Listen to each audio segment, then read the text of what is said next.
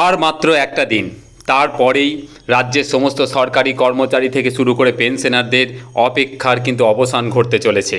কারণ আমরা জানি যে 22 তারিখে কিন্তু রাজ্যের যে পূর্ণাঙ্গ বাজেট সেটা কিন্তু ঘোষণা হতে চলেছে। সব প্ল্যান কিন্তু রেডি হয়ে আছে, শুধুমাত্র ঘোষণার অপেক্ষা। আর তার সাথে বকেয়া ডিএ দেওয়ারও কিন্তু নিদান থাকছে। তো এই বিষয়ে একটি সংবাদপত্রে দেওয়া বিশেষ প্রতিবেদন আজকে আমি আপনাদের সামনে তুলে ধরব। সেখানে কিন্তু সব কিছুর ইঙ্গিত কিন্তু দেওয়া হয়েছে। তো চলুন প্রতিবেদনটা দেখে নিই। দেখুন, বর্তমান পত্রিকার আজকের 20শে জুন 2026-এর যে বিশেষ প্রতিবেদন, সেখানে কিন্তু প্রথম ফ্রন্ট পেজে হেডলাইন কিন্তু করা হয়েছে, রাজ্যের কর্মীদের জন্য 12% কি ডিএ। সোমবার বাজেট ঘোষণা ঘিরে জল্পনা, কেন্দ্রীয় প্রকল্পে গুরুত্ব শুভেন্দু।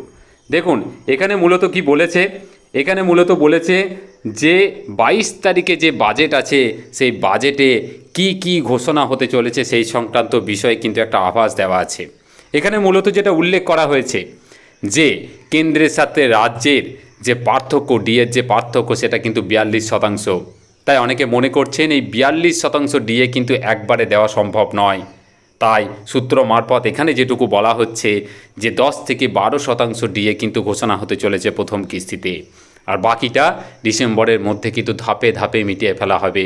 কারণ আমাদের সম্মানীয় মুখ্যমন্ত্রী তিনি কিন্তু বলেছেন যে 2027 জানুয়ারি থেকে কিন্তু পে কমিশন চালু করা হবে। তার পাশাপাশি এখানে বকেয়া ডিএ সংক্রান্ত বিষয়ে কিছু উল্লেখ করা আছে। এখানে বলা হয়েছে যে বকেয়া ডিএ দিতে গিয়ে সম্মানীয় সুপ্রিম কোর্টের অর্ডার মোতাবেক প্রায় 41,000 কোটি টাকারও বেশি অর্থ বরাদ্দ করতে হবে।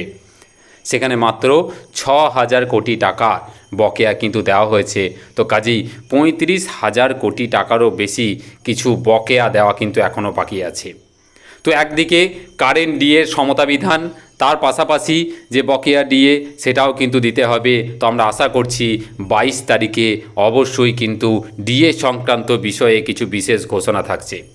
এই বিষয়ে সরকার অবশ্যই কিছু পরিকল্পনা করেছে, কিভাবে এই টাকার যোগান দেওয়া হবে তার জন্য বিশেষ একটি ফান্ড কিন্তু তৈরি করা হয়েছে এবং যার পরিমাণ প্রায় 40,000 কোটি টাকার কাছাকাছি। সরকার এই ডিএ দেওয়ার পাশাপাশি কিভাবে তার ফান্ডটাকে কন্টিনিউ করতে পারবে, বাড়াতে পারবে সেই বিষয়ে কিছু চিন্তাভাবনা করেছে। মানে রাজ্যের ইনকাম কি করে বাড়ানো যায়। তারা মূলত যে চিন্তাটা করেছে যে রাজ্যের যে সমস্ত প্রকল্পগুলো চলছে, যেগুলো ডুয়াল দুটো করে প্রকল্প, সেগুলো কিভাবে একটা প্রকল্পে কনভার্ট করা যায়, কিভাবে তার লিকেজগুলো আছে, যে সমস্ত ফল্টগুলো আছে সেগুলোকে সংশোধন করা যায়, কিভাবে অযোগ্য যারা আছে যারা এই সুবিধা পাচ্ছেন তাদেরকে বাদ দিয়ে যারা সত্যি সত্যি যোগ্য তাদেরকে এই সুবিধাগুলো দেওয়া যায়, সেই বিষয়ে কিন্তু চিন্তাভাবনা চলছে। তারই পাশাপাশি রাজস্ব আদায়ের বিষয় কিন্তু বিশাল একটা আলোচনা হয়েছে সরকারের মধ্যে। সেক্ষেত্রে আবগারি, জ্বালানি, বিদ্যুৎ থেকে শুরু করে বিশেষ কয়েকটি জায়গা আছে যে ক্ষেত্রে সরকারের ইনকাম কিন্তু অনেকটাই নির্ভর করে। কিন্তু এই মুহূর্তে হঠাৎ করে এই বিষয়ে কিন্তু কর বাড়ানো সম্ভব নয়।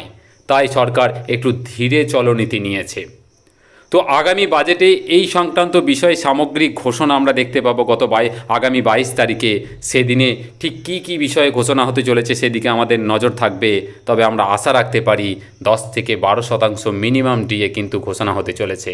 তাই আপনারা কিছুটা হলেও কিন্তু মনে মনে হিসাব করে রাখতে পারেন ঠিক কতটা পরিমাণ বর্ধিত বেতন আপনারা পেতে চলেছেন। এটুকুই আপডেট ছিল। পরবর্তী আপডেট আবার আপনাদের সামনে হাজির করব। খুব ভালো থাকবেন, ধন্যবাদ।